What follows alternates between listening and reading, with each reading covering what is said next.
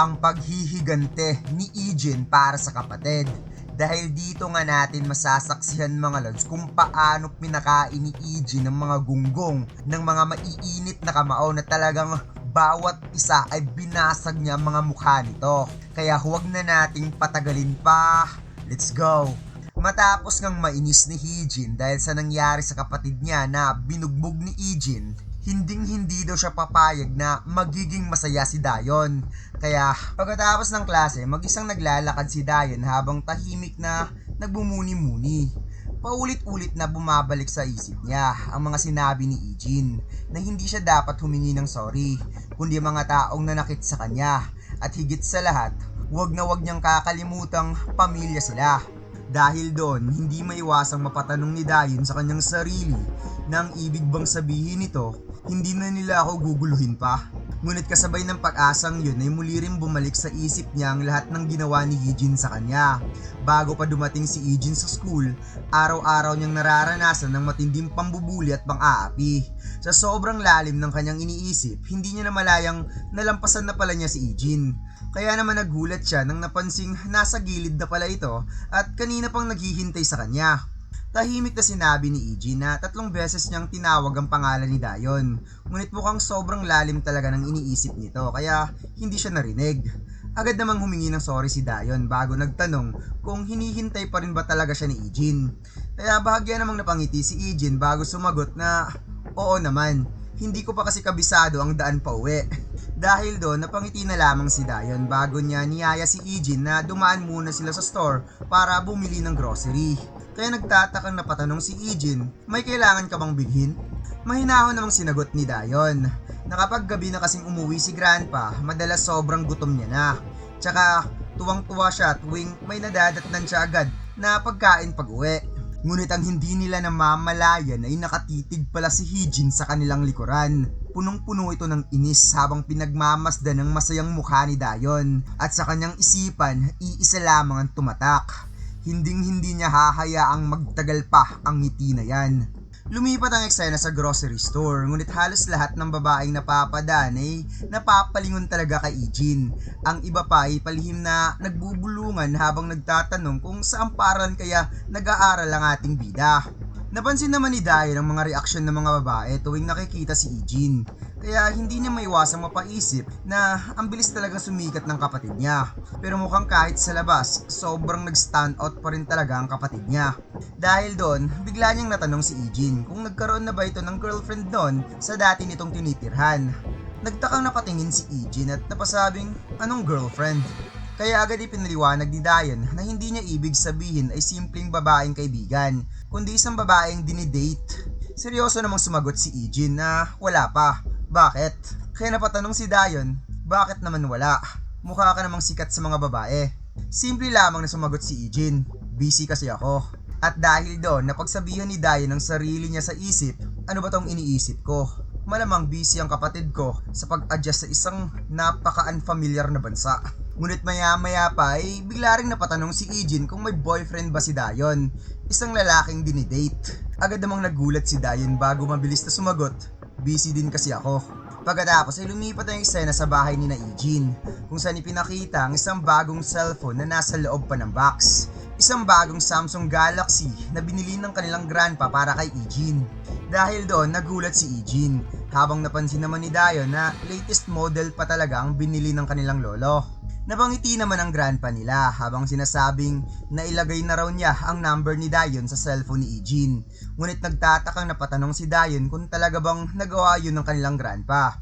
Dahil kadalasan, siya pa ang tumutulong rito sa mga ganoong bagay dahil madalas itong makalimot. Kaya napakamot na lamang sa ulo ang matanda bago nahihiyang umamin na tinulungan lang siya ng salesperson sa tindahan. Pagkatapos ay agad ding sinabi ng grandpa nila na sana raw ay hindi magtampo si Dayon dahil hindi niya ito nabilhan ng bagong cellphone.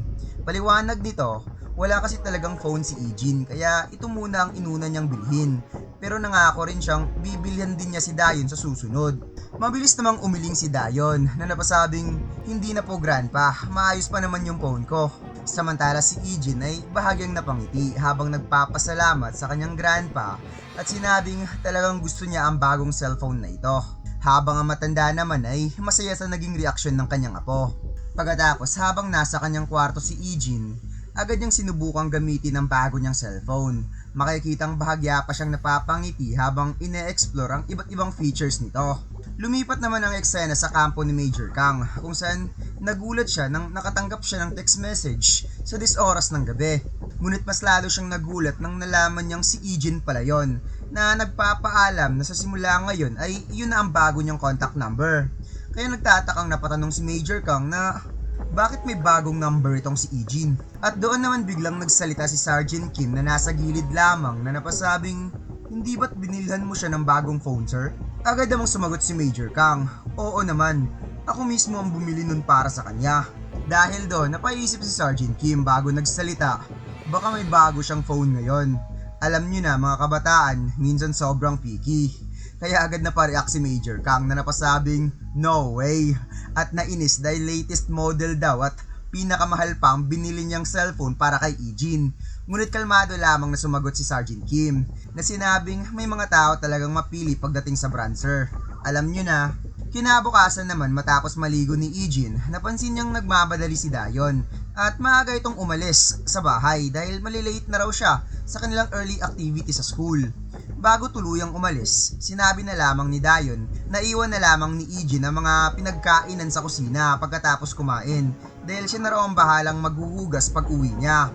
At doon napansin ni Eugene na may nakahanda na palang pagkain sa mesa para sa kanya. Habang nagmamadaling naglalakad si Dayon at mahina pang kumakanta, napatingin siya sa kanyang phone at nakita niyang 7:25 AM pa lamang, kaya mukhang makakahabol pa siya sa tamang oras. Masaya niyang naalala kung gaano natuwa ang kanyang lolo sa niluto niya kaninang umaga. Dahil doon mas lalo siyang napapangiti sapagkat isa sa mga bagay na tunay na nagpapasaya sa kanya ay ang makagawa ng mabuti para sa kanyang lolo. Ngunit sa gitna ng masaya niyang paglalakad, bigla na lamang may paa na mabilis na lumipad papunta sa kanya. Isang malakas na sipang direktang tumama sa kanyang tagiliran. Agad na bumagsak si Dayon. Saka lumapit ang tatlong babae habang galit na nagsasalita ang isa na napasabing mag-ingat ka nga sa dinaanan mo, buwisit ka. Muntik na ako mabangga. Nagulat naman si Dayon nang napansing nakamask ang tatlong babae na para bang sinasadya nilang itago ang kanilang mukha. At muli nga nagsalita ang isa sa kanila na napasabing, hindi ka ba hihingi ng apology, gaga ka? At dahil doon, agad namang humingi ng sorry si Dayon. Ngunit bigla na lamang siyang sinampal at sinabing, hindi sapat sa akin ang sorry. Gusto kong mag-apology ka sa mukhang sincere ka talaga. Nandilat na lamang si Dayon sa sobrang gulat matapos siyang sampalin. At doon naman biglang nagsalita ang babaeng nasa likuran na napasabing, bakit kaya hindi na lang tayo magpalabas ng stress doon sa karaokehan? Na agad namang sinang-ayunan ng dalawa. Nasabi pa nitong magandang idea yan. Doon tayo magdi-distress. Maya-maya pa ay biglang yumuko at umupo sa harapan ni Dayon ang babaeng may suot na sombrero at seryoso itong tumitig sa kanya bago nagsalita. Sasama ka sa amin, hindi ba, Dayon? At doon nga tuluyang nanlaki ang mata ni Dayon dahil kilalang kilala niya ang boses na yon, si Eugene Kim. Pagkatapos ay lumipat ang eksena sa Premium Coin Karaoke kung saan makikitang palabas ng tatlong babae habang nagtatawanan at nagbibiruan na sobrang pangit daw ng boses nila ngayong araw. Binati naman sila ng bantay sa karaokehan na napasabing, "Come again, ma'am, balik kayo ulit ha." Pag-aalis ng mga ito, agad namang nagtungo ang tagabantay sa kwarto na ginamit nila upang linisin yon.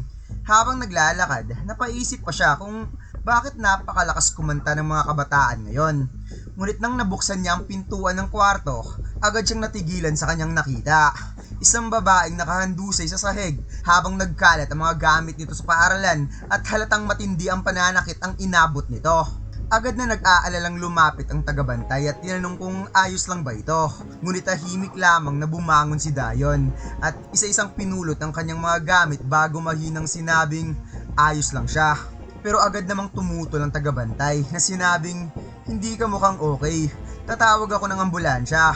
Ngunit mabilis namang umiling si Dayon at sinabihan niya itong, huwag na po, okay lang talaga ako. At makikita nga natin dito mga lods sa mga pasa sa katawan ni Dayon, pati ang dugong bahagyang tumutulo mula sa kanyang ilong. Lumipat ang eksena sa school kung saan nagulat ang teacher habang nagtatanong sa klase kung may nakakita ba kay Dayon. Ngunit sumagot ang isa sa mga estudyante na wala raw si Dayon ngayong araw. Dahil doon, nagtatakang napaisip ang teacher na napasabing napaka-strange naman ito. Hindi naman basta-bastang nag-a-absent si Dayon nang hindi nagpapaalam o tumatawag. Samantala, sa likuran ng classroom ay tahimik lamang na napangiti si Hijin. At doon nga siya mahinang tinanong ng babaeng palaging kasama niya na magiging okay lang ba tayo matapos yung ginawa natin. Ngunit nakangiti lamang na sumagot si Hijin na bakit naman tayo hindi magiging okay. Dagdag pa nito, tinuruan lang naman daw nila ng leksyon ang gagang yon. Ngunit nag-aalangan pa rin nagsalita ang babae na napasabing pero kasi at hindi na siya pinatapos ni Hijin at agad itong nainis na sinabing bakit ka ba napapanik? Wala naman tayong kinalaman kung bakit absent si Dayon ngayon. Kaya pilit na lamang kumalma ang babae habang sumasang-ayon na napasabing tama. Oo nga pala, wala tayong kinalaman. Maya-maya pa ay natapos na ang klase at tumunog na ang alarm ng school para uwian. At gaya ng nakasanayan, naghihintay si Hijin sa labas ng paaralan para kay Dayon. Ngunit habang unti-unting nauubos sa mga estudyanteng lumalabas sa school, napansin niyang wala pa rin si Dayon. Hanggang sa tuluyan nang makaalis ang halos lahat ng estudyante, ngunit wala pa rin siyang makita kahit bakas man lang ng kanyang kapatid. Dahil doon, napaisip si Hijin na baka nauna nang umuwi si Dayon. Agad niyang tinawagan si Dayon ngunit patuloy lamang itong nagri-ring at walang sumasagot. At dito nga'y pinakitang nakabalot sa kumot itong si Dayon mga lods habang nakahiga sa loob ng kanyang kwarto. Makalipas ang ilang sandali ay nakauwi na si Hijin sa bahay at agad niyang napansin ang sapatos ni Dayon sa labas. Dahilan para mapagtanto niyang nasa bahay na pala ang kapatid niya. Agad niyang ibinaba ang kanyang bag at dumiretso sa kwarto ni Dayon. Kumatok si Hijin habang tinatawag ang pangalan nito. At sumagot naman si Dayon mula sa loob na napasabing nakauwi ka na pala Hijin. Mahinang sumagot si Hijin at sinabing oo. Tinawagan pa kita kanina pero hindi ka sumasagot. Agad namang humingi ng sorry si Dayon at sinabing nakatulog daw siya kaya hindi niya nasagot ang tawag. Ngunit doon nga napansin ni Hijin na parang may kakaiba sa boses nito. Kaya tinanong niya kung pwede ba siyang pumasok sa kwarto. Ngunit mabilis namang tumanggi si Dayon at sinabing hindi pwede. Masama kasi pakiramdam ko. Dahil doon agad nagtanong si Hijin na sinabing may lagnat ka ba? Gaano kalala? At sumagot naman si Dayon na simpleng lagnat lang daw yon at magiging maayos rin kapag nakapagpahinga siya ng maayos. Kaya wala nang nagawa si Hijin kundi sige sabihin mo na lang kung may kailangan ka. Pagkatapos noon ay napaisip si Hijin na mas mabuting kumuha na lamang siya ng gamot para kay Dayon. Ngunit bigla siyang napatigil sa kanyang nakita. Napansin niya ang mga dumi sa sapatos ni Dayon. Bagay na agad nagbigay sa kanya ng masamang kutob at mas lalong nandilat ng kanyang mga mata nang tinitigan niya ito ng maigi at doon niya malinaw na nakita ang mga bahid ng dugo sa sapatos ni Dayon. Maya-maya pa ay ipinakita ang isang box ng bandage kit at napasigaw nga itong si Dayon nang ginamot ni Hijin ang kanyang mga pasa at sugat. Napatanong si Hijin kung masakit nga ba talaga at napaaray nga ng bahagya si Dayon na ipinaliwanag na hindi naman, medyo mahapdi lang. Kinonfirm ni Hijin kung talaga bang dahil iniwasan ni Dayon ng bisikleta kaya ito nahulog sa hagdanan. Napatango naman si Dayon na sinabing oo na may bahagyang tawa. Kaya mas lalong nag-aalala si Hijin na muling napatanong kung sigurado ba itong ayaw na nitong pumunta ng hospital. Bahagyang nanginig si Dayon sa tanong ni Hijin at sinabi na lamang na okay lang talaga siya. Wala lang to sa kanya. Ngunit sa kaloob-looban ay sobra siyang kinakabahan dahil alam niyang kapag dinala siya sa hospital, malalaman nila na hindi talaga siya nasaktan dahil sa pagkahulog sa hagdanan. Naalala ni Dayon ang nangyari kanina sa principal's office kung saan napareklamo nga dito si Hijin kung bakit siya ngayon ang tinatanong kung paano nasaktan si Dayon. Nagulat ang inosenteng mukha ni Dayon na agad na sinabi kay Hijin, nagulat ka pa ikaw nga ang may gawa nito sa akin. It's turned out na nagsumbong pala sa pulis itong si Dayon kanina dahil sa nangyari sa kanya. Kaya agad gang tumanggi si Hijin na sinabing ano bang sinasabi mo? hindi ko magagawa yon. Galit na sumagot si Dayon na napawikang tinakpan mo ng mask ang mukha mo kanina at nakasombrero ka pa. Ngunit kahit hindi nakikita ang mukha mo, alam kong sa'yo ang boses na yon at the way ka magsalita, ikaw yon. Guilting na pangiti si Heejin na napasabing, ano bang pinagsasabi mo? So nag-a-assume ka lang pala kahit hindi mo nakita ang mukha ng taong gumawa sa'yo. At dahil sa hindi tayo magkaibigan, inaakusahan mo na agad ako. Nagtanong ang assistant ng ina ni Heejin kung nakita ba ni Dayon ang nang-assault sa kanya. Ngunit inis na pilit na sinabi ni Dayon na tinakpan ang mukha nito. Pero sigurado siyang si Heejin ang babaeng yon. Ilang sandali pa ay biglang bumulusok sa galit ang ina ni Heejin na sinabing, ano bang ibig sabihin nito? Nagtawag ka ng pulis para akusahan ang anak ko na parang kriminal dahil lang sa haka-haka. Bigla namang nagsalita ang assistant upang pakalmahin ang ina ni Heejin. Ngunit ayaw daw niyang magpapigil dahil uminit daw ang dugo niya. Natulala na lamang si Dayon habang napapaisip na bakit walang naniniwala sa kanya. Kahit ang mga pulis ay parang hindi man lang siya nakaramdam ng kahit kaunting pagpanig sa kanya. Kahit siya pa ang nasaktan. Alam niyang si Heejin ang may gawa nun sa kanya. Kaya inis nga ditong tinuro-turo ng ina ni Heejin si Dayon. Gusto daw niyang mag-apologize ito sa anak niya. Sagot ni Heejin na gustong tumayo sa kanyang paninindigan na hindi. Si Heejin talaga may gawa nito sa kanya. Mas lalo ang na-overwhelm ang ina ni Heejin sa pagpupumilit ni Dayon. Kaya sinabihan niya itong gusto niyang makita mga magulang nito dahil sobrang sama daw ng pag-uugali ng batang ito. Kung kaya't dito na nawalan ng pag-asa si Dayon na parang nabagsakan siya ng mundo dahil sa pagbanggit nito sa mga magulang. Kaya napaluhan na lamang siya na hindi niya namamalayan since matagal nang wala ang mga magulang niya. Napaklatch na lamang si Dayon sa kanyang kumot habang naalala ang naging sitwasyon niya kanina. Alam niyang wala siyang sapat na ebidensya, ngunit ayaw niyang mag-alala ang kanyang grandpa dahil lang sa kanya. Napansin ni Heejin ang biglaang pagkalutang ng isipan ni Dayon, kaya agad niyang chinek ang noo nito kung talaga bang okay lang ito o baka nilalagnat na. Sagot ni Dayon na talagang okay lang talaga siya at wala lang to sa kanya. Kaya sinabi na lamang ni Heejin na at least walang nabali sa mga buto ni Dayon. Pero ang mga pasa nito at sugat sa katawan ay talagang sobrang sama. Maya-maya pa ay narealize ni Dayon na sobrang galing pala ni Heejin sa mga ganitong bagay. Tanong ni Heejin, bakit? Mahigpit ba? Sagot naman ni Dayon, hindi, sobrang perfect nga eh. Sinabi ni Dayon kay Heejin na sana hindi ito malalaman ng kanilang grandpa dahil mahina na ito sa mga ganitong bagay. Nagulat naman si Heejin na hindi makapaniwala na may ganun na palang kalagayan ng kanilang grandpa. Nasabi naman ni Dayon na araw-araw na itong umiinom ng gamot dahil mahina na ang puso nito.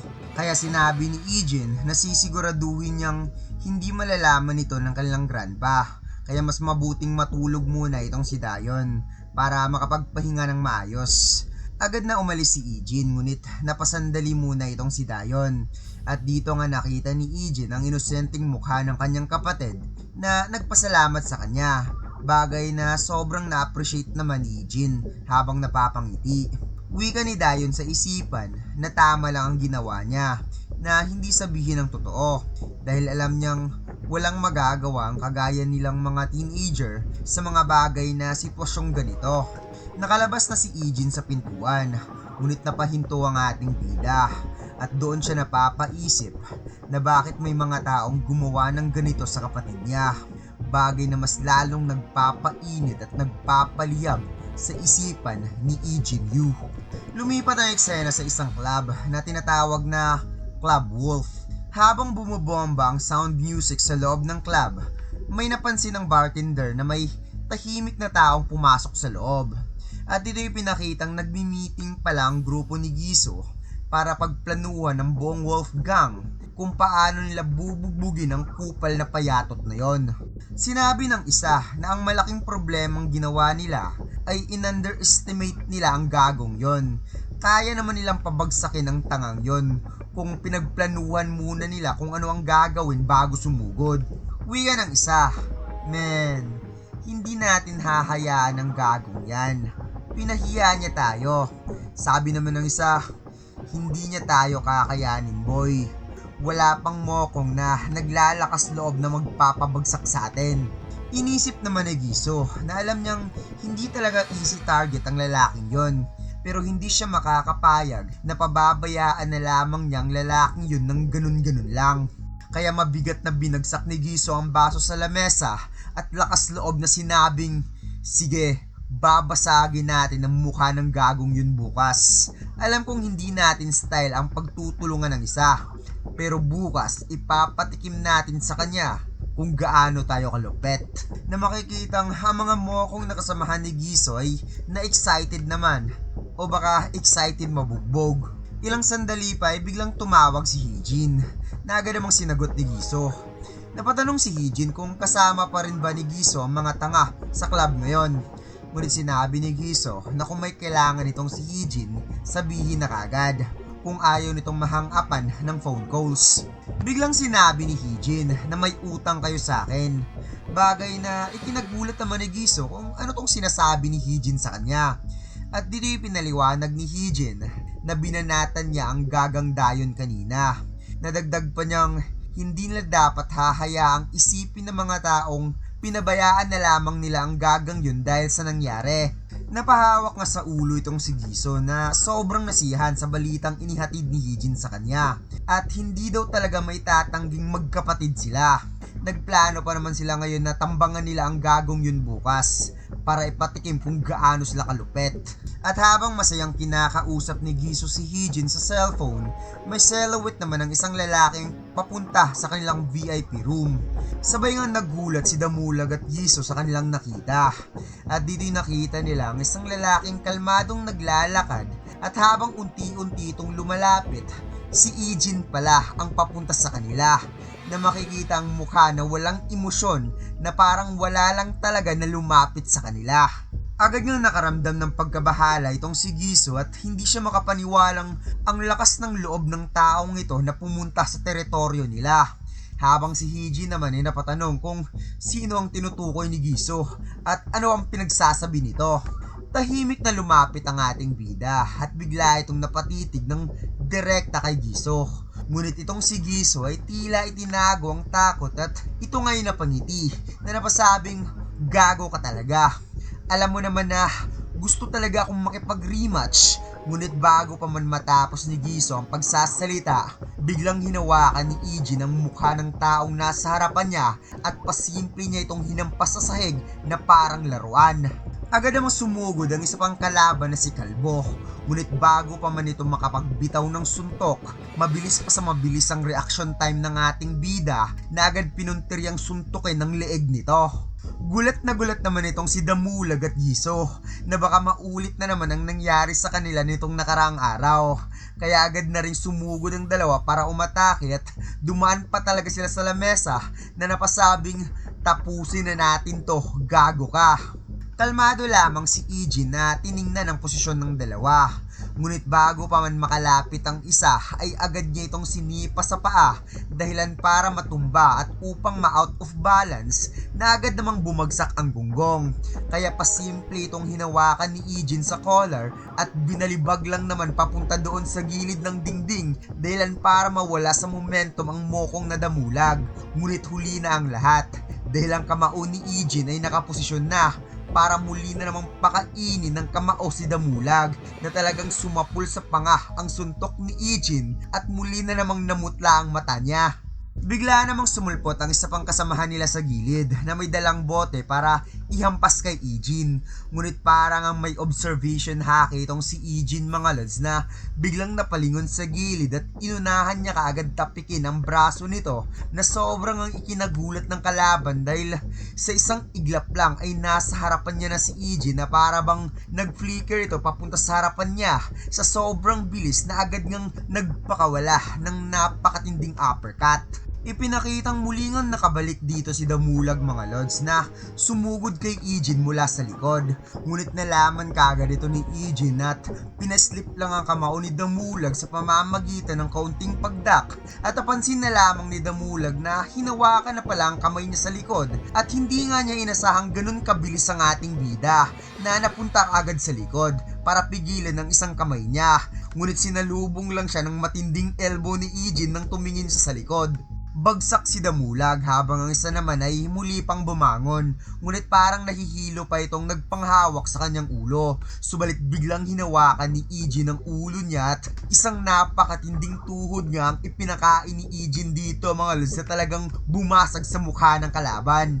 Bagsak na ang lahat ng kasamahan ni Gisu, kaya wala siyang ibang naging reaksyon sa kanyang nakita kundi mandilat na lamang sa sobrang gulat sa mga nangyayari, habang si Hiji naman ay patuloy pa rin napatanong kay Gisu kung ano ang nangyayari dyan, at napatanong na lamang si Gisu sa kanyang sarili kung saan nga ba talaga galing ang taong ito.